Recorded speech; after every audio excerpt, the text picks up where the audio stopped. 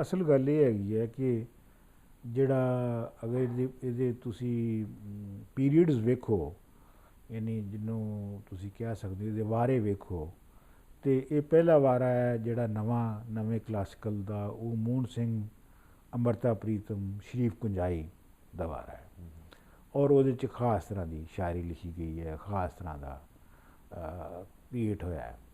ਉਸ ਤੋਂ ਬਾਅਦ ਅਸੀਂ ਦੇਖਦੇ ਹਾਂ ਕਿ 60s ਦਾ ਔਰ 50s ਤੋਂ ਔਨਵਰਡ ਇੱਕ ਨਵਾਂ ਵਾਰਾ ਸ਼ੁਰੂ ਹੋਇਆ ਹੈ ਪੋਇਟਰੀ ਦਾ, ਨਵੀਂ ਕਲਾਸੀਕਲ ਪੋਇਟਰੀ ਦਾ, ਜਿਹਦੇ ਵਿੱਚ ਕਿ ਸ਼ਿਵ ਕੁਮਾਰ ਬਟਾਲਵੀ ਆਉਂਦਾ ਹੈ, ਜਿਹਦੇ 'ਚ ਨਜਮ ਹੁਸੈਨ ਸਈਦ ਆਉਂਦਾ ਹੈ, ਜਿਹਦੇ 'ਚ ਆਪਣਾ ਕੀ ਨਾਂ ਉਹਦਾ, ਜਿਹਨੂੰ ਪਾਸ਼ ਆਉਂਦਾ ਹੈ, ਫਿਰ ਮੁਸ਼ਤਾਕ ਸੂਫੀ ਆਉਂਦਾ ਹੈ। ਖੈਰ ਇਹਦੇ ਵਿੱਚ ਮੈਂ ਇਹ ਕਹਾਂਗਾ ਕਿ ਮੁਨੀਰ ਨਿਆਜ਼ੀ, ਜ਼ਫਰ ਇਕਬਾਲ ਵੀ ਜਿਹੜੇ ਨੇ ਆਉਂਦੇ ਨੇ। ਇਸੇ ਤਰ੍ਹਾਂ ਈਸਟ ਪੰਜਾਬ ਦੇ ਵੀ ਬਹੁਤ ਸਾਰੇ ਐਸੇ ਪੋਇਟਸ ਨੇ, ਇੱਕ ਪੂਰਾ ਗਰੁੱਪ ਹੈ ਜਿਹੜਾ ਆਉਂਦਾ ਹੈ, ਔਰ ਉਹਦੇ 'ਤੇ ਅਸੀਂ ਨਹੀਂ ਗੱਲ ਕਰ ਰਹੇ। ਅਸੀਂ ਗਾਲਬਨ ਕੁਝ ਸ਼ਾਇਰਾਂ ਦੀ ਗੱਲ ਕਰ ਸਕਦੇ ਹਾਂ ਸ਼ੁਰੂ 'ਚ। ਸੋ ਅੱਜ ਇਵੇਂ ਖਿਆਲ ਆਇਆ ਕਿ ਸ਼ਿਵ ਕੁਮਾਰ ਬਟਾਲਵੀ 'ਤੇ ਗੱਲ ਕੀਤੀ ਜਾਵੇ, ਕਿਉਂਕਿ ਜਿਹੜੇ ਨਵੇਂ ਕਲਾਸੀਕਲ ਸ਼ਾਇਰੀ ਬਣੀ ਹੈ, ਨਿਓ ਕਲਾਸੀਕਲ ਜਿਹਨੂੰ ਤੁਸੀਂ ਕਹਿ ਸਕਦੇ ਹੋ, ਉਹਦੇ ਵਿੱਚੋਂ ਸਭ ਤੋਂ ਜ਼ਿਆਦਾ ਪਾਪੂਲਰ ਗਾਇਆ ਗਿਆ ਔਰ ਸੁਣਿਆ ਗਿਆ ਜਿਹੜਾ ਹੈ ਉਹ ਸ਼ਿਵ ਕੁਮਾਰ ਬਟਾਲਵੀ ਹੈ। ਇਹਨੂੰ ਤੁਸੀਂ ਖੂਬੀ ਸਮਝ ਲਓ ਜਾਂ ਇਹਨੂੰ ਤੁਸੀਂ ਖਾਮੀ ਸਮਝ ਲਓ, ਪਰ ਇਹ ਗੱਲ ਆਪਣੀ ਜਗ੍ਹਾ 'ਤੇ ਸਹੀ ਹੈ ਕਿ ਇੰਨੇ ਕਲਾਸੀਕਲ ਪੋਇਟਰੀ, ਜਿਹੜੀ ਮੇਜਰ ਕਲਾਸੀਕਲ ਪੋਇਟਰੀ ਹੈ, ਯਾਨੀ ਸਮਝ ਲਓ ਤੁਸੀਂ ਕਿ ਜਿਹੜੀ ਬਾਬਾ ਫਰੀਦ ਤੋਂ ਲੈ ਕੇ ਤੇ ਆਉਂਦੀ ਹੈ ਮੀਆਂ ਮੁਹੰਮਦ ਬਖਸ਼ ਤੇ ਮੌਲਵੀ ਗੁਲਾਮ ਰਸੂਲ ਤੇ ख्वाजा ਫਰੀਦ ਤੱਕ, ਉਹਨਾਂ ਵਿੱਚੋਂ ਜਿਹੜੇ ਬਹੁਤ ਸ਼ਾਇਰ ਗਾਏ ਗਏ ਨੇ, ਬੁੱਲੇ ਸ਼ਾਹ ਗਾਇਆ ਗਿਆ, ਸ਼ਾਹ ਹੁਸੈਨ ਨੂੰ ਵੀ ਹੁਣ ਬਹੁਤ ਗਾਇਆ ਗਿਆ ਹੈ, ਤੇ ਪਰ ਇਹ ਹੈ ਕਿ ਵਾਰਿਸ ਸ਼ਾਹ ਨੂੰ ਤਾਂ ਖੈਰ ਗਾਇਆ ਹੀ ਜਾਂਦਾ ਹੈ। ਉਸ ਤੋਂ ਬਾਅਦ ਜਿਹੜਾ ਬਹੁਤ ਜ਼ਿਆਦਾ ਗਾਇਆ ਗਿਆ ਸ਼ਾਇਰ ਨਵਿਆਂ ਵਿੱਚੋਂ, ਉਹ ਮੇਰਾ ਖਿਆਲ ਸ਼ਿਵ ਕੁਮਾਰ ਬਟਾਲਵੀ ਹੈ। ਔਰ ਇਹੋ ਹੀ ਗੱਲ ਜਿਹੜੀ ਹੈ, ਇਹ ਉਹਦੇ 'ਤੇ ਜਿਹੜੀ ਟੋਕ ਮਾਰਨ ਵਾਲੇ ਨੇ, ਜਿਹੜੇ ਉਹਦੇ ਕ੍ਰਿਟਿਕ ਨੇ, ਉਹ ਇਹ ਉੱਤੇ ਇਤਰਾਜ਼ ਵੀ ਹੋਈ ਕਰਦੇ ਨੇ। ਉਹ ਕਹਿੰਦੇ ਨੇ ਕਿ ਇਹ ਮਸ਼ਹੂਰ ਇਸ ਵਾਸਤੇ ਹੋ ਗਿਆ ਸ਼ਿਵ ਕੁਮਾਰ ਬਟਾਲਵੀ ਕਿਉਂਕਿ ਗਾਇਆ ਜ਼ਿਆਦਾ ਗਿਆ, ਨਹੀਂ ਕਿ ਇਹ ਆਪ ਬਹੁਤ ਅੱਛਾ ਗਾਉਂਦਾ ਸੀ। ਹਾਂ, ਆਵਾਜ਼ ਤਾਂ ਬੜੀ ਸੋਹਣੀ, ਆਵਾਜ਼ ਬਹੁਤ ਸੋਹਣੀ ਸੀ ਉਹਦੀ, ਸੋਹਣਾ ਸੀ ਮੁੰਡਾ, ਤੇ ਜਿੱਥੇ ਜਾਂਦਾ ਸੀ ਉੱਥੇ ਮੁਸ਼ਾਰਾ ਲੁੱਟ ਲੈਂਦਾ ਸੀ। ਠੀਕ ਹੈ। ਤੇ ਉਹ ਕਹਿੰਦੇ ਨੇ ਕਿ ਜੀ ਇਹ ਅਸਲ ਦੇ ਵਿੱਚ ਇਹ ਕੋਈ ਐਡਾ ਵੱਡਾ ਸ਼ਾਇਰ ਨਹੀਂ ਸੀ ਹੈਗਾ, ਇਹ ਸਿਰਫ ਉਹਦੀ ਆਪਣੀ ਜਿਹੜੀ ਗਾਉਣ ਦੀ ਹੈ ਸੀ, ਔਰ ਗਾਉਣ ਦੀ, ਔਰ ਉਹਦੀ ਜਿਹੜੀ ਉਹਦੀ ਆਪਣੀ ਸ਼ਕਲੋ ਸੂਰਤ ਸੀ, ਔਰ ਉਹਦਾ ਜਿਹੜਾ ਆਪਣਾ ਰੋਮਾਂਟਿਕ ਕਰੈਕਟਰ ਸੀ, ਉਹ ਜਿਹੜਾ ਹੈ ਉਹਦੀ ਵਜ੍ਹਾ ਬਣਿਆ ਉਹਦੇ ਪਾਪੂਲਰ ਹੋਣ ਦੀ। ਬਾਕੀ ਕੋਈ ਸ਼ਾਇਰ ਐਡਾ ਵੱਡਾ ਨਹੀਂ ਹੈਗਾ। ਮੇਰਾ ਇਹਦਾ ਤੋਂ ਹਮੇਸ਼ਾ ਹੀ ਇਸ ਗੱਲ ਦੇ ਨਾਲ ਲੋਕਾਂ ਦੇ ਨਾਲ ਇਖਤਲਾਫ ਰਿਹਾ ਹੈ। ਪਹਿਲੀ ਗੱਲ ਤਾਂ ਮੈਂ ਇਹ ਉਹਨਾਂ ਦਾ ਇਖਤਲਾਫ ਮੈਂ ਕਰਦਾ ਰਿਹਾ ਕਿ ਵੀ ਦੇਖੋ ਗੱਲ ਇਹ, ਅਸੀਂ ਪਾਕਿਸਤਾਨ 'ਚ ਰਹਿੰਦੇ ਸਾਂ, ਔਰ ਅਜੇ ਨਵੀਂ ਜਿਹੜੀ ਈਸਟ ਔਰ ਵੈਸਟ ਪੰਜਾਬ 'ਚ ਕਮਿਊਨੀਕੇਸ਼ਨ ਵੀ ਸ਼ੁਰੂ ਨਹੀਂ ਸੀ ਹੋਈ, ਅਤੇ ਸਾਨੂੰ ਤਾਂ ਪਤਾ ਵੀ ਨਹੀਂ ਸੀ ਹੈਗਾ ਕਿ ਸ਼ਿਵ ਕੁਮਾਰ ਬਟਾਲਵੀ ਜਿਹੜਾ ਹੈ ਉਹ ਗਾਉਂਦਾ ਵੀ ਹੈ ਕਿ ਨਹੀਂ ਗਾਉਂਦਾ। ਕੋਈ ਸ਼ਾਇਰ ਹੈ ਜਿਹੜਾ ਗਾਉਂਦਾ ਫਿਰ ਜੀ ਨਹੀਂ, ਮਤਲਬ ਅਸੀਂ ਉਹਦੀ ਪੜ੍ਹਦੇ ਤਾਂ ਸਾਂ ਸ਼ਾਇਰੀ, ਔਰ ਉਹਦੀ ਗਾਈ ਗਈ ਸ਼ਾਇਰੀ ਵੀ ਸੁਣਦੇ ਸਾਂ, ਔਰ ਉਹ ਸਾਨੂੰ ਬਹੁਤ ਚੰਗੀ ਲੱਗਦੀ ਸੀਗੀ। ਪਰ ਸਾਨੂੰ ਇਹ ਨਹੀਂ ਸੀ ਪਤਾ ਹੈਗਾ ਕਿ ਸ਼ਿਵ ਕੁਮਾਰ ਆਪ ਬਹੁਤ ਅੱਛਾ ਗਾਉਂਦਾ ਹੈ। ਮਤਲਬ ਇਹ ਗੱਲ ਕਹਿਣਾ ਕਿ ਸਿਰ ਉਹ ਗਾ ਕੇ ਮੁਸ਼ਾਰਾ ਲੁੱਟ ਲੈਂਦਾ ਸੀ, ਇਹ ਗੱਲ ਬਣਦੀ ਨਹੀਂ ਹੈਗੀ। ਇਸ ਲਈ ਇਹ ਮੰਨਣਾ ਪਵੇਗਾ ਕਿ ਸ਼ਿਵ ਕੁਮਾਰ ਬਟਾਲਵੀ ਆਪਣੇ ਤੌਰ 'ਤੇ ਆਪਣੀ ਪੋਇਟਰੀ ਦੇ ਵਿੱਚ ਇੱਕ ਵੱਡਾ ਸ਼ਾਇਰ ਹੈ। ਇਹ ਸਹੀ ਗੱਲ ਹੈ ਕਿ ਉਹ ਅੱਛਾ ਗਾ ਵੀ ਸਕਦਾ ਸੀ, ਉਹ ਪ੍ਰੈਜ਼ੈਂਟ ਵੀ ਅੱਛਾ ਕਰ ਸਕਦਾ ਸੀ, ਪ੍ਰੈਜ਼ੈਂਟੇਬਲ ਸੀਗਾ, ਪਰ ਇਹਦੇ 'ਚ ਕੋਈ ਇੰਜ ਮੇਰਾ ਨਹੀਂ ਖਿਆਲ ਕਿ ਇੰਜ ਸ਼ਾਇਰ ਮਸ਼ਹੂਰ ਹੁੰਦੇ ਨੇ। ਫਿਰ ਇਹ ਹੈ ਕਿ ਤੁਸੀਂ ਇਹ ਵੇਖੋ ਕਿ ਉਹਦੀ ਬਹੁਤ ਹੀ ਘੱਟ ਉਮਰ 'ਚ ਉਹ ਗੁਜ਼ਰ ਵੀ ਗਿਆ। ਮਤਲਬ 1936-37 'ਚ ਪੈਦਾ ਹੋਇਆ, 73 ਵਿੱਚ ਮਰ ਗਿਆ, ਜਿਹਦਾ ਮਤਲਬ ਹੈ 36-37 ਸਾਲ ਦਾ ਉਹਦੀ ਟੋਕ ਸਾਰੀ ਦੀ ਸਾਰੀ ਉਮਰ ਸੀ। ਠੀਕ ਹੈ। ਔਰ 36-37 ਸਾਲ ਦੀ ਉਮਰ ਦੇ ਵਿੱਚ ਉਹ ਇੰਨਾ ਕੁਛ ਕਰਕੇ, ਉਹਦੀ ਜਿਹੜਾ ਕਲਾਮ ਹੈ ਪੂਰਾ, ਉਹ ਕੋਈ 1000 ਸਫ਼ੇ ਦਾ ਕਲਾਮ ਹੈ ਉਹਦਾ, ਤਾਂ ਉੱਥੇ ਲੱਗਦਾ ਕਿ ਰੋਜ਼ ਲਿਖਦਾ ਹੀ ਸੀ, ਅਤੇ ਇੰਨਾ ਵੱਡਾ ਕਲਾਮ ਬਣਿਆ ਨਾ ਜੀ। ਅੱਛਾ, ਫਿਰ ਇਹ ਹੈ ਕਿ ਸ਼ਿਵ ਕੁਮਾਰ ਦਾ ਜਿਹੜਾ ਜ਼ਮਾਨਾ ਸੀ, ਜਿਹੜਾ ਕਮ ਅਜ਼ ਕਮ ਉਹਦਾ ਆਖਰੀ ਜ਼ਮਾਨਾ ਸੀ, ਐਂਡ 60s ਤੇ ਅਰਲੀ 70s ਦਾ ਜ਼ਮਾਨਾ ਜਿਹੜਾ ਸੀ, ਉਹ ਵੀ ਬੜਾ, ਉਹਦੇ ਵਿੱਚ ਉਹ ਵੀ ਬੜਾ ਖਾਸ ਜ਼ਮਾਨਾ ਸੀ ਚੜ੍ਹਦੇ ਪੰਜਾਬ ਵਿੱਚ, ਕਿਉਂਕਿ ਉਸ ਵੇਲੇ ਨਕਸਲਾਈਟ ਮੂਵਮੈਂਟ ਚੱਲ ਰਹੀ ਸੀ। ਠੀਕ ਹੈ। ਇਸ ਵਾਸਤੇ ਤੁਸੀਂ ਇਹ ਦੇਖੋ ਕਿ ਅਗਰ ਉਹ 36-37 'ਚ ਜੰਮਿਆ ਸੀ ਤੇ ਉਹਨੇ ਇੱਕ ਤੇ ਵੱਡਾ ਸ਼ੋਭ, ਇੱਕ ਵੱਡਾ ਜਿਹੜਾ ਵਾਕਿਆ ਦੇਖਿਆ ਹੋਏਗਾ, ਕਮ ਸੇ ਕਮ 12 ਸਾਲ 13 ਸਾਲ ਦਾ ਮੁੰਡਾ ਸੀ, ਤੇ ਉਹਨੇ ਪਹਿਲੇ ਤਾਂ ਪਾਰਟੀਸ਼ਨ ਵੇਖੀ, ਪਾਰਟੀਸ਼ਨ ਤੋਂ ਬਾਅਦ ਫਿਰ ਉਹਨੇ ਜਿਹੜਾ ਨੈਕਸਲਾਈਟ ਮੂਵਮੈਂਟ ਹੈ 60s ਦੀ ਉਹ ਵੇਖੀ।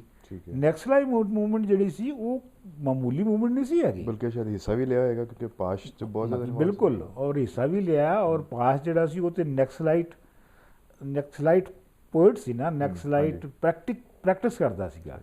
ਤੇ ਇੱਕ ਤਰੀਕੇ ਨਾਲ ਇਹ ਵੀ ਕਹਿੰਦੇ ਨੇ ਕਿ ਇਹਨਾਂ ਦੋਵਾਂ ਦੇ ਵਿੱਚ ਇਸੇ ਵਜ੍ਹਾ ਤੋਂ ਲੱਗਦੀ ਵੀ ਸੀਗੀ, ਮਤਲਬ ਉਹ ਉਹਨੂੰ ਵੱਡਾ ਸ਼ਾਇਰ ਨਹੀਂ ਸੀ ਮੰਨਦਾ, ਉਹਨੂੰ ਵੱਡਾ ਸ਼ਾਇਰ ਨਹੀਂ ਸੀ ਮੰਨਦਾ। ਇਹ ਸ਼ਾਇਰਾਂ ਵਿੱਚ ਹੁੰਦੀ ਰਹਿੰਦੀ ਹੈ। ਬਲੇ ਕਈ ਆਪਣਾ ਸ਼ਾਇਰ ਨਜ਼ਮਾਂ ਨੇ ਜਿਹੜੀਆਂ ਤੁਹਾਨੂੰ ਦੇਖ ਕੇ ਲੱਗਦਾ ਹੈ ਕਿ ਇਹ ਦੋਵਾਂ ਨੇ ਇੱਕ ਦੂਜੇ ਦੇ ਜਵਾਬ 'ਚ ਲਿਖੀਆਂ ਨੇ।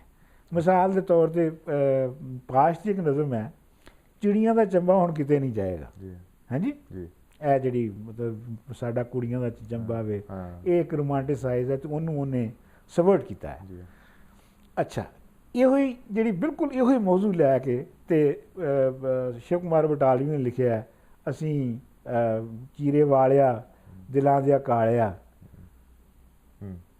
ਬਿਲਕੁਲ ਉਹੋ ਹੀ ਹੈ ਉਹਨਾਂ ਦੋਵਾਂ ਨੂੰ। ਸਿਰਫ ਇਹ ਹੈ ਕਿ ਇਹਦਾ ਜਿਹੜਾ ਥੋੜਾ ਤਸੱਵਰ ਹੈ ਉਹ ਰੋਮਾਂਸ ਹੈ, ਔਰ ਉਹੀ ਉਹਦੀ ਖੂਬੀ ਸੀ, ਇਹ ਲਿਰਿਕਲ ਹੋਣਾ, ਲਿਰਿਸਿਜ਼ਮ ਤੋਂ ਸ਼ਾਇਰੀ ਪੈਦਾ ਕਰਨੀ। ਹੁਣ ਲਿਰਿਸਿਜ਼ਮ ਜਿਹੜੀ ਹੈ ਉਹਨੂੰ ਬਾਜ਼ ਜਿਹੜੇ ਨੇ ਉਹ ਕਮਜ਼ੋਰੀ ਮੰਨਦੇ ਨੇ ਕਿ ਲਿਰਿਸਿਜ਼ਮ ਦੇ ਥਰੂ ਤੁਸੀਂ ਜਦੋਂ ਗੱਲ ਕਰਦੇ ਹੋ ਤੇ ਲਿਰਿਸਿਜ਼ਮ ਆਪਣੇ ਤੌਰ ਦੇ ਉੱਤੇ ਇੱਕ ਖੂਬਸੂਰਤ ਚੀਜ਼ ਹੈ, ਤੇ ਉਹ ਤੁਹਾਡੀ ਸ਼ਾਇਰੀ ਦੀ ਖੂਬੀ ਨਹੀਂ ਹੁੰਦੀ, ਉਸ ਲਿਰਿਸਿਜ਼ਮ ਦੀ ਖੂਬੀ ਹੁੰਦੀ ਹੈ। ਪਰ ਮੇਰਾ ਖਿਆਲ ਹੈ ਇਹ ਗੱਲ ਇੰਜ ਨਹੀਂ ਹੈਗੀ। ਮੇਰਾ ਜਿਹੜਾ ਜ਼ਾਤੀ ਖਿਆਲ ਹੈ ਉਹ ਇਹ ਹੈ ਕਿ ਸ਼ਿਵ ਕੁਮਾਰ ਬਟਾਲਵੀ ਉਹ ਸ਼ਾਇਰ ਹੈ ਜਿਹਨੇ ਕਿ ਕਲਾਸੀਕਲ ਪੋਇਟਰੀ ਦੇ ਕੀ ਜਿਹੜੇ ਤਸੱਵਰ ਸਨ, ਜਿਹੜੀ ਕੀ ਸਿਆਣਤਾਂ ਸਨ, ਜਿਹਨੂੰ ਇਸਤਾਰੇ ਤੇ ਤਸ਼ਬੀਹਾਂ ਸਮਝ ਲਓ ਤੁਸੀਂ, ਉਹ ਜਿਹੜੀਆਂ ਸਨ ਉਹਨਾਂ ਨੂੰ ਉਹਨੇ ਉਹਨਾਂ ਦੇ ਐਸੈਂਸ ਨੂੰ ਫੜ ਲਿਆ।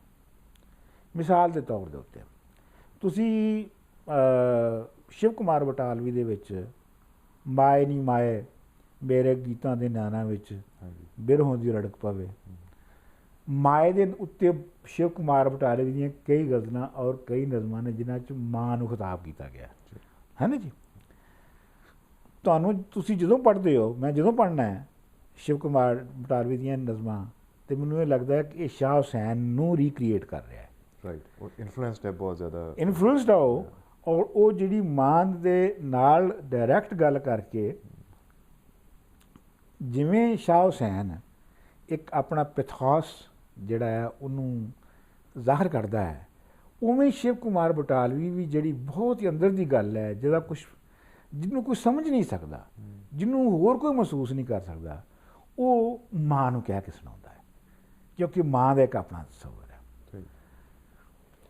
ਇਸੇ ਤਰੀਕੇ ਦੇ ਨਾਲ ਤੁਸੀਂ ਵੇਖੋ ਕਿ ਸ਼ਿਵ ਕੁਮਾਰ ਬਟਾਲਵੀ ਨੇ ਬਾਕੀ ਵੀ ਜਿਹੜੀਆਂ ਕਲਾਸੀਕਲ ਸ਼ਾਇਰੀ ਦੇ ਜਿਹੜੇ ਅੰਦਰ ਦੇ ਬੰਤਰ ਸੀ ਔਰ ਤਸੱਵਰ ਸੀ, ਉਹਨਾਂ ਸਾਰਿਆਂ ਨੂੰ ਲਿਆ ਇੱਕ ਇੱਕ ਕਰਕੇ। ਤੁਸੀਂ ਉਹਦੀ ਹਰ ਗਜ਼ਲ ਜਾਂ ਨਜ਼ਮ ਪੜ੍ਹ ਲਓ ਤਾਂ ਤੁਹਾਨੂੰ ਲੱਗੇਗਾ ਕਿ ਇੱਕ ਕਲਾਸੀਕਲ ਸ਼ਾਇਰੀ ਦੀ ਵਿੱਚੋਂ ਉਹਨੇ ਇੱਕ ਬੁਣਿਆ ਹੈ, ਇੱਕ ਆਪਣਾ ਬਹੁਤ ਹੀ ਸੋਹਣਾ ਜਿਹਾ ਇੱਕ ਗੁਲਦਸਤਾ। ਕੀ ਪੁੱਛਦੇ ਹੋ ਹਾਲ ਫਕੀਰਾਂ, ਕੀ ਪੁੱਛਦੇ ਹੋ ਹਾਲ ਫਕੀਰਾਂ ਦਾ, ਸਾਡੇ ਨੀਰੋਂ ਵਿਛੜੇ ਨੀਰਾਂ ਦਾ ਸਾਨੂੰ, ਠੀਕ ਹੈ ਨਾ। ਔਰ ਤੁਸੀਂ ਦੇਖਦੇ ਹੋ ਕਿ ਸ਼ਿਵ ਕੁਮਾਰ ਬਟਾਲਵੀ ਜਿਹੜਾ ਹੈ ਉਹ ਕਲਾਸੀਕਲ ਪੋਇਟਰੀ ਦੇ ਸਿਆਣਤ ਨੂੰ ਲੈਂਦਾ ਹੈ, ਲੇਕਿਨ ਫਿਰ ਉਹਨੂੰ ਐਕਸਪੈਂਡ ਕਰਦਾ ਹੈ। ਅੱਛਾ, ਇਹ ਉੱਥੇ ਛੱਡਦਾ ਨਹੀਂ ਹੈ ਉਹਨੂੰ, ਮਤਲਬ ਅਗਰ ਤੇ ਸਿਰਫ ਉੱਥੇ ਛੱਡ ਦੇਵੇ ਤੇ ਫਿਰ ਵੀ ਲੋਕੀ ਸ਼ਾਹ ਹੁਸੈਨ ਨੂੰ ਪੜ੍ਹਨ, ਫਿਰ ਸ਼ਿਵ ਕੁਮਾਰ ਬਟਾਲਵੀ ਨੂੰ ਉਸ ਤੋਂ ਬਾਅਦ ਕੌਣ ਪੜ੍ਹੇ, ਠੀਕ ਹੈ ਨਾ। ਸੋ ਲਿਹਾਜ਼ਾ ਇਹ ਹੈ ਕਿ ਜੇ ਉਹਨੂੰ ਐਕਸਪੈਂਡ ਕਰੇਗਾ ਉਸੇ ਤਸੱਵਰ ਨੂੰ ਕਿਸੇ ਅੱਜ ਦੇ ਅੰਗ ਢੰਗ ਦੇ ਵਿੱਚ, ਔਰ ਉਹਦੀਆਂ ਕਈ ਹੋਰ ਪੱਖ ਦਿਖਾਵੇਗਾ ਤੇ ਤਾਂ ਹੀ ਉਹ ਪੜ੍ਹਿਆ ਜਾਏਗਾ ਨਾ। ਸੋ ਸ਼ਿਵ ਕੁਮਾਰ ਬਟਾਲਵੀ ਇਹ ਕਰਦਾ ਹੈ। ਇਸੇ ਤਰ੍ਹਾਂ ਉਹ ਜਿਹੜਾ ਪਿਆਰ ਹੈ, ਮੁਹੱਬਤ ਹੈ, ਜਿਹੜਾ ਕਿ ਮੌਜੂ ਹੈ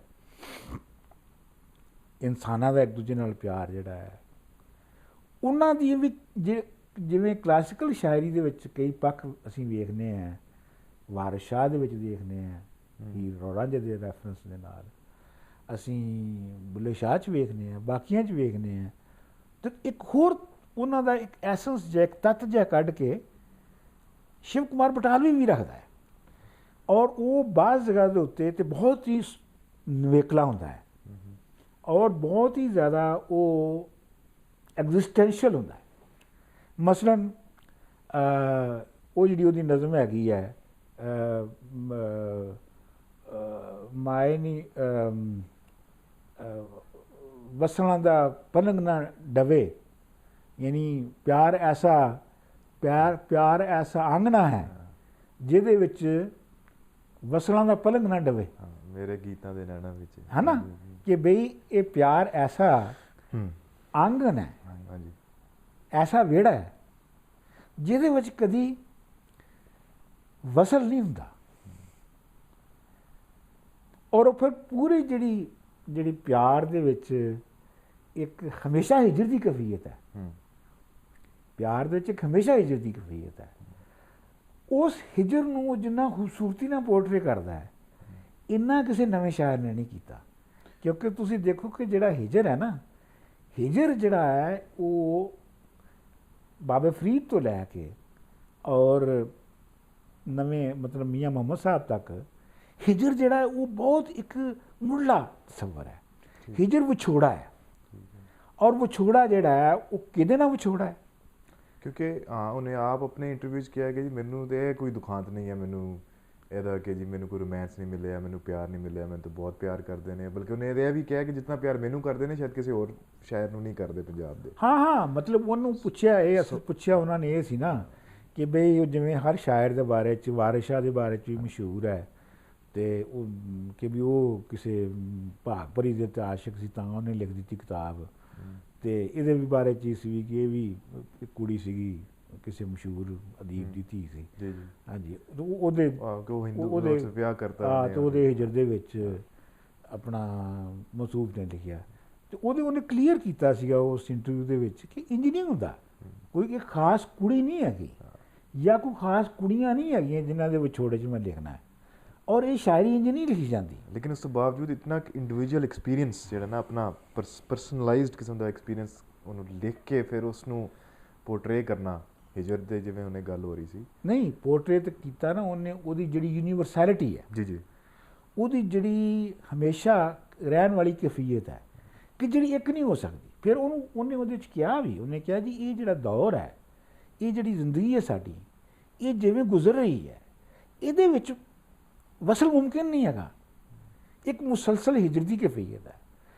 ਸੋ ਮੈਂ ਇਹ ਜ਼ਾਤੀ ਤੌਰ 'ਤੇ ਕਹਿਣਾ ਕਿ ਜਦੋਂ ਤੁਸੀਂ ਕਿਸੇ ਵੀ ਨਿਜ਼ਾਮ ਨੂੰ ਰੱਦਦੇ ਹੋ, ਉਹਦੀ ਨਫੀ ਕਰਦੇ ਹੋ, ਤੇ ਉਹਦੇ ਕਈ ਢੰਗ ਹੁੰਦੇ ਨੇ। ਉਹਦਾ ਇੱਕ ਢੰਗ ਜਿਹੜਾ ਕਿ ਅਜੇ ਤੱਕ ਬਹੁਤ ਘੱਟ ਲੋਕੀ ਸਮਝਦੇ ਨੇ ਕਿ ਜਿਹੜਾ ਸੂਫੀਆਂ ਦਾ ਸਾਡੀ ਕਲਾਸੀਕਲ ਪੰਜਾਬੀ ਪੋਇਟਰੀ ਦੇ ਵਿੱਚ ਜਿਹੜਾ ਢੰਗ ਹੈ ਉਹ ਹਿਜਰ ਦਾ ਢੰਗ ਹੈ, ਹਿਜਰ ਦੇ ਵਿੱਚ ਰਹਿਣਾ, ਠੀਕ। ਔਰ ਵਸਲ ਲਈ ਵਸਲ ਹਕੀਕਤ ਬਣਾਉਣ ਲਈ ਕੋਈ ਐਡਾ ਕੋਈ ਜ਼ੋਰ ਨਹੀਂ ਵਿਖਾਉਣਾ ਆਪਣੀ ਸ਼ਾਇਰੀ ਦੀ ਹੱਦ ਤੱਕ, ਕਿਉਂਕਿ ਬਲਕਿ ਇਹ ਕਹਿਣਾ ਕਿ ਜਿਹੜਾ ਹਿਜਰ ਹੈ, ਇਹ ਜਿਹੜਾ ਸਾਨੂੰ ਇਸ਼ਕ ਮਿਲਿਆ ਹੈ, ਜਿਹੜਾ ਹਿਜਰ ਮਿਲਿਆ, ਇਹੋ ਹੀ ਸਾਡੀ ਨਿਯਮਤ ਹੈ, ਇਹਦੇ 'ਚ ਜ਼ਿੰਦਾ ਰਹਿਣਾ ਹੀ ਅਸਲ ਦੇ ਵਿੱਚ ਜ਼ਿੰਦਾ ਰਹਿਣਾ ਹੈ।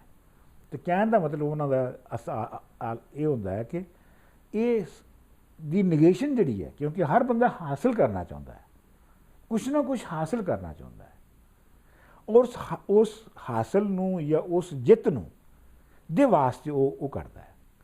ਸੋ ਲਿਹਾਜ਼ਾ ਇਹ ਜਿਹੜਾ ਹਾਸਲ ਹੈ ਔਰ ਜਿਹੜਾ ਜਿੱਤ ਹੈ, ਇਹ ਦੋਵੇਂ ਅਨਾ ਦੀਆਂ ਸੂਰਤਾਂ ਨੇ, ਦੋਨਾਂ 'ਚ ਤੁਹਾਡੀ ਅਨਾ ਸੈਟਿਸਫਾਈ ਹੁੰਦੀ ਹੈ। ਸੋ ਜਦੋਂ ਤੁਸੀਂ ਕਹਿੰਦੇ ਹੋ ਜੀ ਮੈਂ ਹਾਰਿਆ ਚੰਗਾ, ਠੀਕ, ਮੈਂ ਹਿਜਰ 'ਚ ਚੰਗਾ, ਮੈਂ ਇਸ਼ਕ ਦੇ ਹੱਥੋਂ ਮਾਰਿਆ ਹੀ ਚੰਗਾ। ਤੇ ਤੁਸੀਂ ਕਹਿ ਰਹੇ ਹੋ ਕਿ ਭਾਈ ਮੈਨੂੰ ਆਪਣੀ ਈਗੋ ਨੂੰ, ਆਪਣੀ ਈਗੋ ਲਈ ਕੁਛ, ਆਪਣੀ ਜ਼ਾਤੀ ਈਗੋ ਲਈ ਕੁਛ ਨਹੀਂ ਕਰਨਾ। ਸੋ ਮੈਂ ਸਮਝਦਾ ਕਿ ਇਹ ਜਿਹੜਾ ਇੱਕ ਬਹੁਤ ਹੀ ਪੇਚਦਾਰ ਔਰ ਬਹੁਤ ਹੀ ਡੀਪ ਇਨਵੋਲਵਡ ਜਿਹੜਾ ਤਸੱਵਰ ਹੈਗਾ ਸਾਡੀ ਕਲਾਸੀਕਲ ਸ਼ਾਇਰੀ ਦਾ, ਉਹਨੂੰ ਆਪਣਾ ਇਹਨੇ ਸ਼ਿਵ ਕੁਮਾਰ ਬਟਾਲਵੀ ਨੇ ਬਹੁਤ ਹੀ ਖੂਬਸੂਰਤ ਤਰੀਕੇ ਦੇ ਨਾਲ ਫੈਲਾਇਆ। ਮੈਂ ਨਹੀਂ ਕਹਾਂਗਾ ਕਿ ਉਹਨੂੰ ਨਕਲ ਕੀਤਾ ਹੈ, ਉਹਨੂੰ ਲੈ ਕੇ ਉਹਨੂੰ ਫੈਲਾਇਆ। ਫਿਰ ਦੇਖੋ ਜਿਹੜਾ ਵੱਡਾ ਸ਼ਾਇਰ ਹੁੰਦਾ ਨਾ, ਉਹਦੀ ਕੁਝ ਖੂਬੀਆਂ ਹੁੰਦੀਆਂ ਨੇ ਜਿਹੜੀਆਂ ਤੁਹਾਨੂੰ ਦਿਖਣੀਆਂ ਪੈਂਦੀਆਂ ਨੇ। ਮਿਸਾਲ ਦੇ ਤੌਰ 'ਤੇ ਉਹਦੇ ਵਿੱਚ ਇਹ ਹੈ ਕਿ ਉਹ ਆਪਣੇ ਜ਼ਮਾਨੇ ਤੱਕ ਦੇ ਜਿਹੜੇ ਤਸਵਰਾਤ ਹੁੰਦੇ ਨੇ ਉਹਨਾਂ ਸਾਰਿਆਂ ਨੂੰ ਐਗਜ਼ਾਸਟ ਕਰਦਾ ਹੈ, ਅੱਛਾ, ਕੰਪਰੀਹੈਂਡ ਕਰਦਾ ਹੈ, ਸਮੋਂਦਾ ਹੈ, ਹੱਤਾਂ ਕਿ ਇਸ ਤਰੀਕੇ ਨਾਲ ਸਮਾਉਂਦਾ ਹੈ ਕਿ ਉਹਨਾਂ ਨੂੰ ਐਗਜ਼ਾਸਟ ਕਰ ਦਿੰਦਾ ਹੈ, ਉੱਤੋਂ ਯਾਨੀ ਮਤਲਬ ਹੱਦਬੰਦੀ ਕਰ ਦਿੰਦਾ ਹੈ। ਉਹ ਵੋਕੈਬਲਰੀ ਨੂੰ ਵੀ ਐਗਜ਼ਾਸਟ ਕਰ ਦਿੰਦਾ ਹੈ, ਯਾਨੀ ਉਹ ਜਿਹੜੀ ਵੋਕੈਬਲਰੀ ਉਹਦੀ ਨਹੀਂ ਹੁੰਦੀ ਹੈ, ਉਹਦੀ ਵੋਕੈਬਲਰੀ ਇੰਨੀ ਕੰਪਰੀਹੈਂਸਿਵ ਔਰ ਇੰਨੀ ਜ਼ਿਆਦਾ ਉਹਦਾ ਖਿਲਾਰ ਹੁੰਦਾ ਹੈ ਕਿ ਉਹ ਐਗਜ਼ਾਸਟ ਕਰ ਦਿੰਦਾ ਹੈ ਜ਼ੁਬਾਨ ਦੀ, ਉਹਦੇ 'ਚ ਵਾਧੇ ਵੀ ਕਰਦਾ ਹੈ ਵੋਕੈਬਲਰੀ ਦੇ ਵਿੱਚ। ਵਾਰਿਸ ਸ਼ਾਹ ਨੂੰ ਤੁਸੀਂ ਦੇਖੋ, ਵਾਰਿਸ ਸ਼ਾਹ ਨੇ ਕੰਮ ਬਹੁਤ ਹੀ ਸੋਹਣੇ ਤਰੀਕੇ ਨਾਲ, ਯਾਨੀ ਮਤਲਬ ਲੱਗਦਾ ਤੁਹਾਨੂੰ ਕਿ ਫਿਲੋਸੋਫੀਕਲ ਹੱਦਾਂ ਵੀ ਉਹਨੇ ਐਗਜ਼ਾਸਟ ਕੀਤੀਆਂ ਨੇ ਔਰ ਵੋਕੈਬਲਰੀ ਜ਼ੁਬਾਨ ਦੀ ਬਣਤਰ ਜਿਹੜੀ ਹੈ ਉਹਦੀਆਂ ਹੱਦਾਂ ਵੀ ਉਹਨੇ ਐਕਸਪੈਂਡ ਵੀ ਕੀਤੀਆਂ ਨੇ ਔਰ ਐਗਜ਼ਾਸਟ ਕਰਤੀਆਂ ਨੇ। ਇਸ ਵਾਸਤੇ ਵੱਡਾ ਸ਼ਾਇਰ। ਔਰ ਮੇਰਾ ਇਹ ਖਿਆਲ ਹੈ ਕਿ ਇਹ ਕੰਮ ਜਿਹੜਾ ਹੈ ਇਹ ਸ਼ਿਵ ਕੁਮਾਰ ਬਟਾਲਵੀ ਨੇ ਵੀ ਬਹੁਤ ਹੱਦ ਤੱਕ ਕੀਤਾ ਹੈ, ਕਿਉਂਕਿ ਜਿਹੜੇ ਉਹਦੀ ਜ਼ੁਬਾਨ ਦੀ ਵਰਤੋਂ ਹੈ ਉਹਦੇ ਵਿੱਚ ਜਿਹੜੀ ਖਿਲਾਰ ਹੈ ਉਹ ਬਹੁਤ ਘੱਟ ਸ਼ਾਇਰਾਂ ਦੇ ਵਿੱਚ ਇੰਨਾ ਖਿਲਾਰ ਹੈ ਵੋਕੈਬਲਰੀ ਦਾ। ਔਰ ख़ास ਤੌਰ 'ਤੇ ਸ਼ਹਿਰੀ ਔਰ ਪੇਂਡੂ ਦੋਨਾਂ ਰਹਿਤਲਾਂ ਦੀ ਵੋਕੈਬਲਰੀ। ਬਹੁਤ ਸਾਰੇ ਸ਼ਾਇਰ ਨੇ ਜਿਨ੍ਹਾਂ ਵਿੱਚ ਕਿ ਪੁਰਾਣੀ ਜਿਹੜੀ ਹੈ ਵੋਕੈਬਲਰੀ ਹੈ, ਪੇਂਡੂ ਵੋਕੈਬਲਰੀ ਹੈ ਜਾਂ ਸਿਰਫ ਇੱਕ ਹੱਦ ਤੱਕ ਸ਼ਹਿਰੀ ਵੋਕੈਬਲਰੀ ਹੈ, ਲੇਕਿਨ ਜਿਹੜੀ ਤੁਹਾਨੂੰ ਸ਼ਿਵ ਕੁਮਾਰ ਬਟਾਲਵੀ 'ਚ ਲੱਗਦੀ ਹੈ ਉਹ ਤੁਹਾਨੂੰ ਲੱਗਦੀ ਹੈ ਕਿ ਇਹ ਟੋਟਲ ਸ਼ਹਿਰੀ, ਪੇਂਡੂ, ਛੋਟਾ ਪਿੰਡ, ਵੱਡਾ ਪਿੰਡ, ਹੱਲ, ਜਿੰਨੇ ਵੀ ਪ੍ਰੋਸੈਸਿਸ ਨੇ ਪੈਦਾਵਾਰ ਦੇ, ਜਿੰਨੇ ਵੀ ਪ੍ਰੋਸੈਸਿਸ ਨੇ ਸੋਸ਼ਲ ਰਿਲੇਸ਼ਨਸ ਦੇ, ਉਹਨਾਂ ਸਾਰਿਆਂ ਨੂੰ ਉਹਨਾਂ ਸਾਰਿਆਂ ਦੀ ਵੋਕੈਬਲਰੀ ਜਿਹੜੀ ਹੈ ਉਹ ਤੁਹਾਨੂੰ ਬਹੁਤ ਹੀ ਗੁੰਨੀ ਹੋਈ ਜਿਹੜੀ ਹੈ ਉਹ ਸ਼ਿਵ ਕੁਮਾਰ ਬਟਾਲਵੀ 'ਚ ਮਿਲਦੀ ਹੈ। ਅੱਛਾ, ਫਿਰ ਸ਼ਿਵ ਕੁਮਾਰ ਬਟਾਲਵੀ ਨੇ ਇੱਕ ਹੋਰ ਕੰਮ ਵੀ ਕੀਤਾ ਹੈ ਜਿੱਥੇ ਉਹਨੇ ਜਿੱਥੇ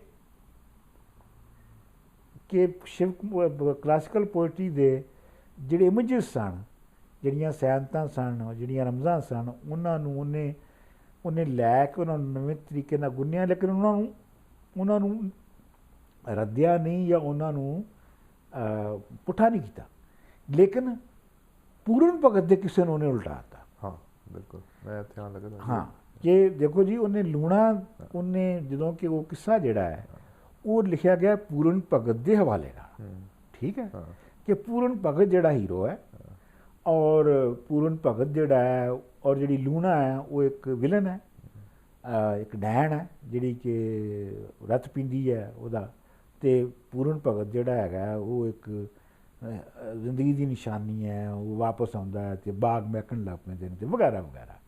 ਅਤੇ ਇਹਨੇ ਉਹਨੂੰ ਪਰਤਾਤਾ, ਉਹਨੇ ਲੂਣਾ ਦੇ ਹਵਾਲੇ ਨਾਲ ਸਾਰੀ ਕਹਾਣੀ ਲਈ ਹੈ ਕਿ ਬਈ ਇੱਕ ਜਿਹੜੀ ਲੂਣਾ ਹੈ, ਜ਼ਰਾਨੀ ਹੈ, ਖੂਬਸੂਰਤ ਕੁੜੀ ਹੈ, ਕਸੂਰ ਸਿਰਫ ਉਹਦਾ ਇਹ ਹੈ ਕਿ ਉਹ ਇੱਕ ਗਰੀਬ ਦੀ ਕੁੜੀ ਹੈ ਔਰ ਬਾਦਸ਼ਾਹ ਬੁੱਢਾ ਹੈ, ਬਾਦਸ਼ਾਹ 'ਚ ਕੋਈ ਜਾਨ ਨਹੀਂ ਹੈਗੀ, ਬਾਦਸ਼ਾਹ ਨੂੰ ਵਿਆਹ ਕੇ ਲੈ ਆਇਆ ਵਾ, ਅਤੇ ਉਹਦੀਆਂ ਜਿਹੜੀਆਂ ਸੱਧਰਾਂ ਨੇ ਲੂਣਾ ਦੀਆਂ ਉਹ ਕਿਵੇਂ ਪੂਰੀਆਂ ਹੋਣ, ਅਤੇ ਜੇ ਲੂਣਾ ਦੀਆਂ ਸੱਧਰਾਂ ਉਹਨੂੰ ਪੂਰਨ ਵੱਲ ਨੂੰ ਦੇਖਣ 'ਤੇ ਮਜਬੂਰ ਕਰ ਦਿੰਦੀਆਂ ਅਤੇ ਪੂਰਨ ਦਾ ਉਹ 'ਚ ਕੋਈ ਕਸੂਰ ਨਹੀਂ, ਕਸੂਰ ਉਸ ਬਾਦਸ਼ਾਹ ਦਾ ਜਿਹੜਾ ਉਹਨੂੰ ਉੱਥੇ ਲੈ ਕੇ ਆਇਆ, ਠੀਕ ਹੈ, ਨਵੀਂ ਇੰਟਰਪ੍ਰੀਟੇਸ਼ਨ ਦੇ।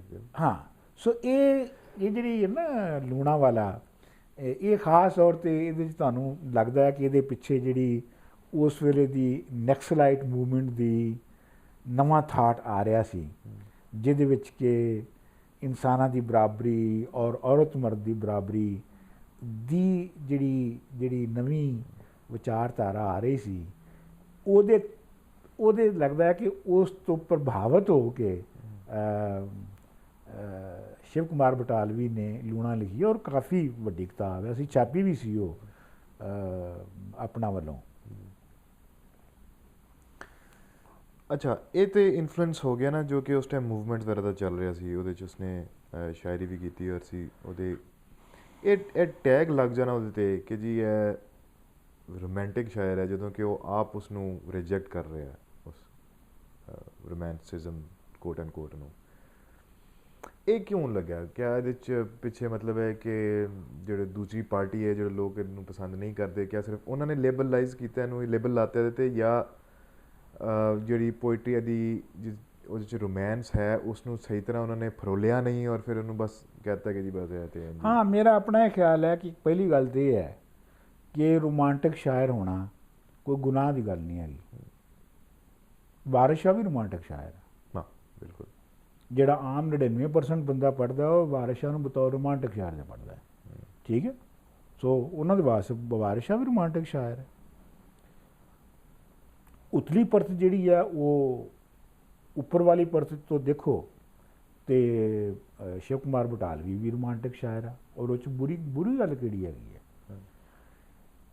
ਪਰ ਇਹ ਹੈ ਕਿ ਮੈਂ ਇਹ ਦੇਖਿਆ ਹੈ ਕਿ ਜਿਹੜੀ ਉਹਦੀ ਰੋਮਾਂਟਿਸਿਜ਼ਮ ਦੇ ਥੱਲੇ ਜਿਹੜਾ ਡੂੰਘ ਹੈ ਔਰ ਉਹਦਾ ਡੀਪ ਫਿਲੋਸੋਫੀਕਲ ਕੰਟੈਂਟ ਹੈ, ਉਹਨੂੰ ਲੋਕੀ ਨਹੀਂ ਵੇਖਦੇ। ਇੱਕ ਉਹਦੀ ਬਹੁਤ ਵੱਡੀ ਵਜ੍ਹਾ ਇੱਕ ਹੋਰ ਵੀ ਹੈਗੀ ਹੈ। ਹਾਂ, ਓਕੇ। ਉਹ ਇਹ ਹੈਗੀ ਹੈ ਕਿ ਸ਼ਿਵ ਕੁਮਾਰ ਬਟਾਲਵੀ ਦੇ ਜਿਹੜੇ ਹਾਣੀ ਸਨ, ਸ਼ਾਇਰ, ਅਦੀਬ, ਕ੍ਰਿਟਿਕਸ, ਉਹ ਅਜੇ ਜ਼ਿੰਦਾ ਨੇ। ਅੱਛਾ, ਅਜੇ ਤੱਕ ਵੀ ਜ਼ਿੰਦਾ ਨੇ ਉਹ, ਔਰ ਉਹ ਲਿਖ ਰਹੇ ਨੇ। ਉਹ ਸ਼ਿਵ ਕੁਮਾਰ ਬਟਾਲਵੀ ਨੂੰ ਬਤੌਰ ਸ਼ਖਸੀਅਤ ਦੇ ਉਹ ਜਾਣਦੇ ਨੇ, ਨਾਟ ਐਜ਼ ਪੋਇਟ। ਉਹਨੂੰ ਉਹਦੀ ਸ਼ਾਇਰੀ ਨੂੰ ਤੇ ਉਹਦੀ ਸ਼ਖਸੀਅਤ ਨੂੰ ਵੱਖਰਾ ਕਰਕੇ ਨਹੀਂ ਵੇਖਦੇ। ਸਹੀ। ਚੁਨਾਚੇ ਉਹਦੀ ਸ਼ਰਾਬਖੋਰੀ, ਰੋਜ਼ ਸ਼ਰਾਬ ਪੀ ਕੇ ਮੁੱਦਾ ਹੋ ਜਾਣਾ, ਇਸ਼ਕੋ ਮਸ਼ੂਕੀ 'ਚ ਪੈ ਜਾਣਾ ਵਗੈਰਾ ਵਗੈਰਾ, ਉਹ ਸਾਰੇ ਉਹਨੂੰ ਉਸ ਅੱਖ ਨਾਲ ਦੇਖਦੇ ਨੇ। ਤੁਹਾਨੂੰ ਮੈਨੂੰ ਐਡਵਾਂਟੇਜ ਇਹ ਹੈ ਸ਼ਿਵ ਕੁਮਾਰ ਬਟਾਲਵੀ ਨੂੰ ਪੜ੍ਹਦਿਆਂ ਹੋਇਆਂ ਜਾਂ ਸੁਣਦਿਆਂ ਹੋਇਆਂ, ਤੁਹਾਨੂੰ ਮੈਨੂੰ ਐਡਵਾਂਟੇਜ ਇਹ ਹੈਗਾ ਹੈ ਕਿ ਅਸੀਂ ਨਾ ਤਾਂ ਉਹਨੂੰ ਮਿਲੇ, ਨਾ ਅਸੀਂ ਉਹਨੂੰ ਜਾਣਦੇ ਸਾਂ, ਨਾ ਅਸੀਂ ਉਹਦੀ ਚੰਗਾ ਦੇਖਿਆ, ਨਾ ਅਸੀਂ ਉਹਦਾ ਭੈੜਾ ਦੇਖਿਆ। ਅਸੀਂ ਉਹਨੂੰ ਬਹੁਤ ਬਿਲਕੁਲ ਪਿਓਰ ਪੋਇਟਸ ਦੇ ਇੱਕ ਪੂਰੇ ਇੱਕ ਸਿਰਫ ਸ਼ਾਇਰ ਦੇ ਤੌਰ 'ਤੇ ਪੜ੍ਹਨੇ ਆ। ਔਰ ਅਗਰ ਉਹਨੂੰ ਪੜ੍ਹਿਆ ਵੀ ਹੈ ਉਹਦੀ ਸ਼ਖਸੀਅਤ ਨੂੰ, ਪਰਸਨੈਲਿਟੀ ਨੂੰ, ਤਾਂ ਅਸੀਂ ਅਲੱਗਾ ਕਰਕੇ ਦੇਖ ਸਕਦੇ ਹਾਂ ਐਜ਼ ਅ ਥਰਡ ਪਰਸਨ ਨਾ, ਆਊਟ ਆਫ ਦੈਟ ਆ ਗਏ। ਹਾਂ ਠੀਕ, ਬਿਲਕੁਲ। ਕਿਉਂਕਿ ਦੇਖੋ ਨਾ, ਇੱਕ ਬੰਦਾ ਤੁਹਾਡੇ ਨਾਲ ਮਹੀਨਾ ਰਿਹਾ, ਉਹ ਹਰ ਰੋਜ਼ ਰਾਤ ਨੂੰ ਮੁੱਦਾ ਹੋਇਆ ਹੈ, ਔਰ ਤੇ ਤੁਹਾਡੇ ਜ਼ਿਹਨ 'ਚ ਉਹਦਾ ਉਹ ਖਾਕਾ ਰਹਿ ਗਿਆ, ਔਰ ਤੁਸੀਂ ਉਹਨੇ ਜੋ ਕੀਤਾ ਕੰਮ ਜਾਂ ਉਹਨੇ ਜੋ ਪੋਇਟਰੀ ਲਿਖੀ, ਤੁਸੀਂ ਅਗਰ ਮੰਟੋ ਨਾਲ ਵੀ ਦੇਖੋ ਤਾਂ ਸ਼ਾਇਦ ਮੰਟੋ ਦੇ ਹਾਣੀ ਜਿਹੜੇ ਨੇ ਉਹ ਮੰਟੋ ਦੀਆਂ ਇਸ ਤਰ੍ਹਾਂ ਦੀਆਂ ਸਾਰੀਆਂ ਜਿਹੜੀਆਂ ਗੱਲਾਂ ਸਨ, ਉਹਨਾਂ ਤੋਂ ਸ਼ਾਇਦ ਮੰਟੋ ਨੂੰ ਵੱਡਾ ਨਹੀਂ ਸੀ ਸਮਝਦੇ। ਇਹੋ ਸ਼ਿਵ ਕੁਮਾਰ ਬਟਾਲਵੀ ਨਾਲ ਵੀ ਗੱਲ ਹੈਗੀ ਹੈ। ਲੇਕਿਨ ਮੇਰਾ ਖਿਆਲ ਹੈ ਕਿ ਹੁਣ ਵਕਤ ਹੈ ਸਾਡੇ ਕੋਲ ਕਿ ਅਸੀਂ ਸ਼ਿਵ ਕੁਮਾਰ ਬਟਾਲਵੀ ਨੂੰ ਬਤੌਰ ਪੋਇਟ ਦੇ ਔਰ ਜੋ ਉਹਨੇ ਕ੍ਰੀਏਟ ਕੀਤਾ ਹੈ ਉਹਨੂੰ ਉਹਦੀ ਸ਼ਖਸੀਅਤ ਤੋਂ ਵੱਖ ਕਰਕੇ ਦੇਖੀਏ। ਔਰ ਮੇਰਾ ਖਿਆਲ ਹੈ ਕਿ ਇਹ ਜਿਹੜੀ ਜਨਰੇਸ਼ਨ ਜਿਹੜੀ ਇਸ ਵੇਲੇ ਕ੍ਰਿਟਿਕਸ ਦੀ ਮੌਜੂਦ ਹੈ, ਇਹ ਜਦੋਂ ਗੁਜ਼ਰ ਜਾਏਗੀ ਜਿਹੜੇ ਕਿ ਉਹਦੇ ਹਾਣੀ ਸਨ, ਤਾਂ ਉਸ ਤੋਂ ਬਾਅਦ ਫਿਰ ਜਿਹੜੀ ਨਸਲ ਆਏਗੀ ਉਹ ਜਿਹੜੀ ਹੈ ਉਹ ਗਾਲਬਨ ਨੂੰ ਇਵੈਲੂਏਟ ਕਰੇਗੀ। ਇਹਦੀ ਰੋਮਾਂਟਿਸਿਜ਼ਮ ਦੀ ਜਿਹੜੀ ਗੱਲ ਹੈਗੀ ਹੈ ਨਾ, ਉਹ ਜ਼ਿਆਦਾ ਇਸ ਵਾਸਤੇ ਵੀ ਮਸ਼ਹੂਰ ਹੋਈ ਕਿ ਜਿਹੜੀ ਨਕਸਲਾਈਟ ਮੂਵਮੈਂਟ ਦੀ ਪੋਇਟਰੀ ਸੀ, ਜਿਹਦਾ ਕਿ ਸਭ ਤੋਂ ਵੱਡਾ ਸ਼ਾਇਰ ਪ੍ਰਕਾਸ਼ ਹੈ, ਉਹ ਇੱਕ ਤਰ੍ਹਾਂ ਦੀ ਸਮਝ ਲਓ ਇੱਕ ਆਈਡੀਓਲੋਜੀਕਲ ਪੋਇਟਰੀ ਸੀ।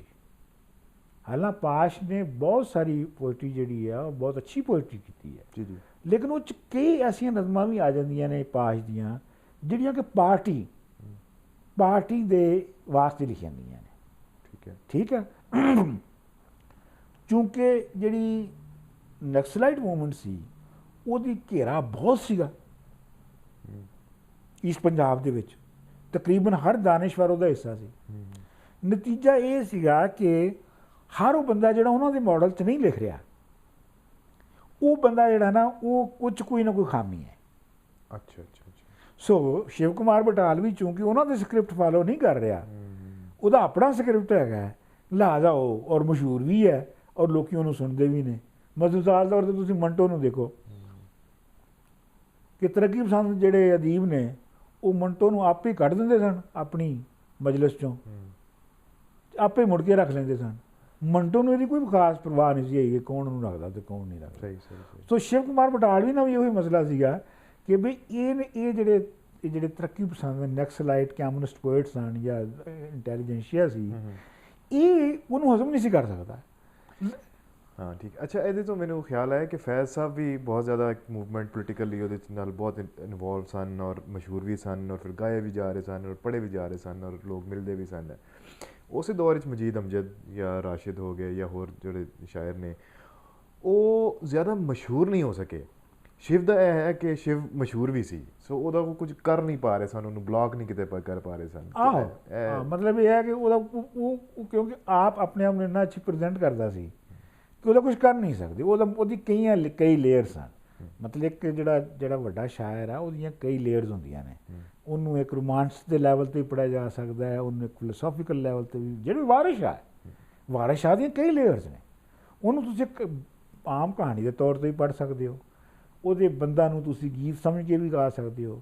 ਫਿਰ ਉਹਦੇ 'ਚ ਅਗਰ ਚਾਹੋ ਤਾਂ ਤੁਸੀਂ ਇੱਕ ਡੀਪ ਫਿਲੋਸੋਫੀਕਲ ਜਿਹੜੀ ਮੂਵਮੈਂਟ ਉਹ ਵੀ ਵੇਖ ਸਕਦੇ ਹੋ। ਇਹ ਡਿਪੈਂਡ ਕਰਦਾ ਹੈ ਕਿ ਕੌਣ ਬੰਦਾ ਉਹਨੂੰ ਕਿਵੇਂ ਪੜ੍ਹ ਰਿਹਾ। ਸ਼ਿਵ ਕੁਮਾਰ ਬਟਾਲਵੀ ਦਾ ਵੀ ਹੋਈ ਹੈ ਕਿ ਕੌਣ ਉਹਨੂੰ ਕਿਵੇਂ ਪੜ੍ਹ ਰਿਹਾ ਹੈ, ਇਹ ਡਿਪੈਂਡ ਕਰਦਾ ਉਹਦੇ 'ਤੇ। ਜਿਹੜੇ ਬੰਦੇ ਉਹਨੂੰ ਸਮਝਦੇ ਨੇ ਕਿ ਇਹ ਸਿਰਫ ਰੋਮਾਂਟਿਕ ਪੋਇਟ ਹੈ ਔਰ ਰੋਮਾਂਸ ਹੀ ਲਿਖਦਾ ਹੈ, ਮੇਰਾ ਖਿਆਲ ਹੈ ਕਿ ਇਹ ਉਹਨਾਂ ਦੀ ਗਹਿਰੀ ਆਪਣੀ ਸੋਚ ਹੈ। ਉਹ ਐਕਚੁਅਲੀ ਗਹਿਰਾ ਨਹੀਂ ਲਿਖ ਰਿਹਾ, ਉਹ ਸਿਰਫ ਉਹ ਦੇਖਣਾ ਹੀ ਹੋਣਾ ਚਾਹੁੰਦੇ ਨੇ ਉਹਦੇ 'ਚ। ਅਤੇ ਮੇਰਾ ਤਾਂ ਖਿਆਲ ਹੈ ਕਿ ਇਹਨੂੰ ਦੁਬਾਰਾ ਤੋਂ ਦੇਖਣ ਦੀ ਲੋੜ ਹੈ। ਔਰ ਜ਼ਿਆਦਾ ਦੀ ਸ਼ਾਇਰੀ ਨੂੰ ਕ੍ਰਿਟੀਕਲੀ ਦੁਬਾਰਾ ਦੇਖ ਕੇ ਦੁਬਾਰਾ ਦੇਖਣ ਦੀ, ਸਾਰੀ ਸ਼ਾਇਰੀ ਨੂੰ ਦੁਬਾਰਾ ਦੇਖਣ ਦੀ ਲੋੜ ਹੈਗੀ ਹੈ। ਔਰ ਉਹਨੂੰ ਫਰੋਲਣ ਦੀ ਰੋਲ ਹੈਗੀ ਹੈ ਕਿ ਇਹ ਕੰਸਟਰਕਟ ਕਿਵੇਂ ਕਰਦਾ ਹੈ ਮੁਖਤਲਿਫ ਇਮੇਜਿਸ ਨੂੰ, ਜ਼ਬਾਨ ਨੂੰ, ਆਪਣਾ ਖਿਆਲਾਂ ਨੂੰ, ਵਿਚਾਰਾਂ ਨੂੰ ਕਿਵੇਂ ਕੰਸਟਰਕਟ ਕਰਦਾ ਹੈ। ਕਿਉਂਕਿ ਮੈਂ ਇਹ ਦੇਖਿਆ ਕਿ ਸਿਰਫ ਜ਼ਬਾਨ ਦੇ ਜ਼ੋਰ ਦੇ ਉੱਤੇ ਚੰਗੀ ਜ਼ਬਾਨ ਲਿਖ ਕੇ ਬਹੁਤ ਦੇਰ ਤੱਕ ਕੋਈ ਸ਼ਾਇਰ, ਕੋਈ ਅਦੀਬ ਪਾਪੂਲਰ ਨਹੀਂ ਰਹਿ ਸਕਦਾ। ਉਹਦੇ 'ਚ ਕੰਟੈਂਟ ਹੋਵੇ ਤਾਂ ਪਾਪੂਲਰ ਹੁੰਦਾ ਹੈ। ਵਾਰਿਸ ਸ਼ਾਹ ਦਾ ਵੀ ਹੋਈ ਹੈ। ਵਾਰਿਸ ਸ਼ਾਹ ਇਸ ਵਾਸਤੇ ਜ਼ਿੰਦਾ ਨਹੀਂ ਅੱਜ ਕਿ ਵਾਰਿਸ ਸ਼ਾਹ ਨੇ ਕੋਈ ਬਹੁਤ ਐਸੀ ਜ਼ਬਾਨ ਲਿਖੀ ਜੋ ਦੂਜੇ ਨਹੀਂ ਸੀ ਲਿਖ ਸਕਦੇ। ਦੂਜੇ ਵੀ ਉਹੋ ਜਿਹੀ ਜ਼ਬਾਨ ਲਿਖੀ ਹੈ, ਜੋ ਦੂਜਿਆਂ ਨੇ ਜਿਹੜੀ ਹੀਰਾ ਲਿਖੀਆਂ ਉਹਨਾਂ ਵੀ ਉਹ ਜ਼ਬਾਨ ਲਿਖੀ ਹੈ, ਲੇਕਿਨ ਉਹਦਾ ਕੰਟੈਂਟ ਇੰਨਾ ਡੀਪ ਹੈ ਔਰ ਹੈਵੀ ਔਰ ਆਲ ਕੰਪਰੀਹੈਂਸਿਵ ਹੈ ਕਿ ਉਹ ਬਾਕੀ ਸ਼ਾਇਰਾਂ ਦੇ ਉੱਤੇ ਛਾ ਜਾਂਦਾ ਹੈ।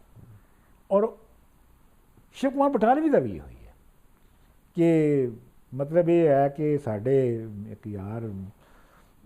ਯਾਰ ਦੋਸਤ ਵੀ ਕਹਿੰਦੇ ਨੇ, ਉਹਨਾਂ ਨਾਲ ਜਦੋਂ ਅਸੀਂ ਬਹਿਸ ਕਰਨੇ ਆ ਨਾ, ਬਹਿਸ ਹੁੰਦੀ ਹੈ ਨਾ ਜਦੋਂ ਸ਼ਿਵ ਤੇ ਔਰ ਪਾਸ਼ ਦੇ ਉੱਤੇ, ਅਤੇ ਉਹ ਕਹਿੰਦੇ ਨੇ ਜੀ ਤੁਸੀਂ ਜੋ ਮਰਜ਼ੀ ਕਹਿ ਲਓ, ਪਰ ਜਦੋਂ ਥੋੜ੍ਹਾ ਜਿਹਾ ਨਸ਼ਾ ਹੋਵੇ ਤਾਂ ਫਿਰ ਸੁਣਨ ਨੂੰ ਤੇ ਸ਼ਿਵ ਕੁਮਾਰ ਬਟਾਲਵੀ ਦਿਲ ਕਰਦਾ ਹੈ ਨਾ। ਸੋ ਮਤਲਬ ਇਹ ਹੈ ਕਿ ਜਦੋਂ ਤੁਸੀਂ ਸਿਰਫ ਜ਼ਹਿਨ ਕੰਮ ਨਾਲ ਨਹੀਂ ਕੰਮ ਲੈ ਰਹੇ, ਦਿਲ ਵੀ ਤੁਹਾਡਾ ਵਿੱਚ ਹੈ, ਅਤੇ ਫਿਰ ਸ਼ਿਵ ਕੁਮਾਰ ਬਟਾਲਵੀ ਤੁਹਾਨੂੰ ਲੜ ਜਾਂਦਾ ਹੈ। ਔਰ ਮੇਰਾ ਖਿਆਲ ਹੈ ਕਿ ਬਹੁਤ ਸਾਰੇ ਲੋਕਾਂ ਨੂੰ ਜੈਨੂਨ ਲੜਿਆ।